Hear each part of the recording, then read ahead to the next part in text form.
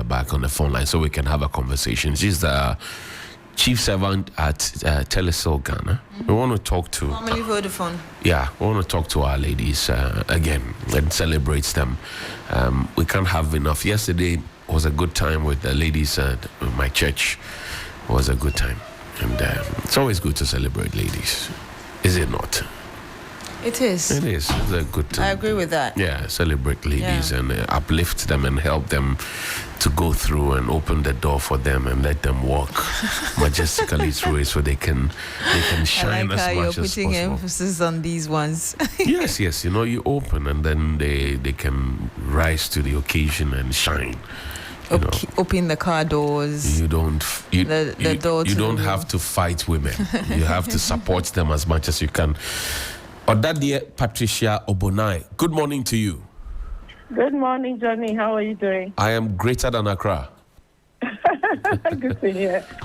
We are celebrating our women, and we thought that you're one of the women that we have to celebrate because of your leadership in business and also all the work you do for the Odadias across the globe. Congratulations to you.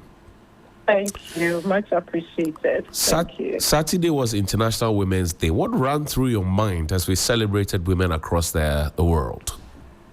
I thought it was exciting. You know, it's a day that sets aside to remind ourselves that the women exist and they are doing amazing things. So I always see it as something very positive and a time to reflect as well on what more we can do, you know.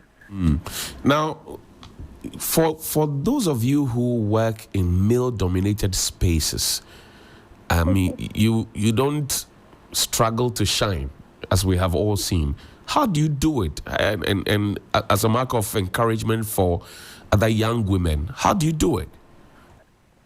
You know, I guess because it's male-dominated, any woman who dares into it is seen as having tried.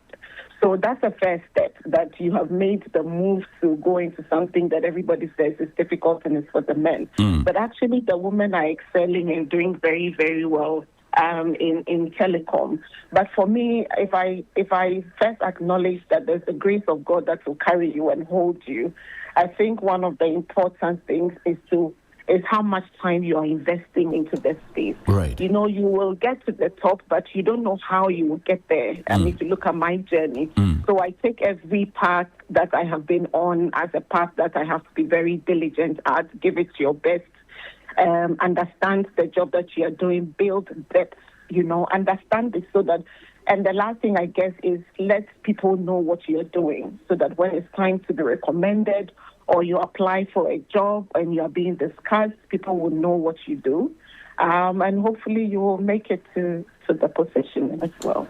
Now, let's talk about family and how you juggle the two, being a good mother and you're still shining on the business front. What do you have to share with us? Well, for me, you know, I think every one of them is a full-time job. And that's why women are mysterious.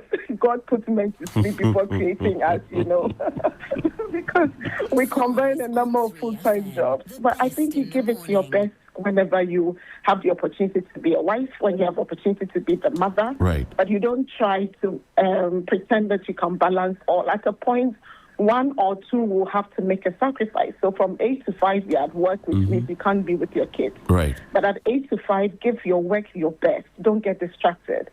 When you're home with the family, give the family your best. If you need to get support, get the support. If you need a house help, you need your husband to step in to support you. These are things that you do when you are in that space. If I have to be away on the weekend or travel, then I get help and let my family understand. So, Johnny, for me, it's not about finding that smooth balance in 24 hours, but every time you have an opportunity with that particular responsibility, give it your best.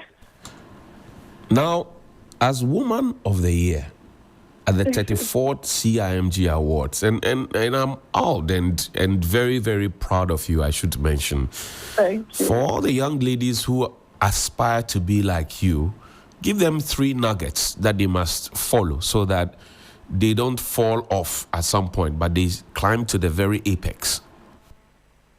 Okay, what? Understand that people don't think you can do it. And that should be enough motivation to get you to give in your best. 2, give your all. I can't continue to re-emphasize that be diligent at what you do. When people doubt you, your competence is what you have to show. So that's the second one. Show competence on the job so that there's no doubt. You know, they don't start discussing she's a woman, etc. They only discuss your competence. And then the third one is that don't assume that because you are at the top, you will hold it forever. My boss told me one thing, and it stayed with me for a long time. He says, qualify every day, which means you come to work as if you are now becoming the CEO of Telecel. And you give it your best every single day. These will be my 3. I see. In closing, some say, well, I can't juggle the 2. Family, work, social life, in fact, the 3. But you do so well. I mean, you see, my producer was just talking about whether or not you are not daddy. I said, are you? Yes, I am. Yes. I'm the global vice president. Global vice president of Odadie Global. Now, she's asking me, among all the men, you are the shining star, the woman shining star in there. How do you manage the boys? Men have to be handled with respect, right? Especially African men who be socialized like that. So we get on very well because you start with a position of respect, and the fact that you show them what you bring to the table, and they are very warm. I think we underestimate how men receive women. They were all born by women and raised by women. And so they are very, very receptive and very respectful and very accommodative of what I bring to the table. My final question to you is the notion that women are their own enemies. And you often hear this being said over and over again. How do we change that narrative, or what do you have to say about that? Are women really their own enemies?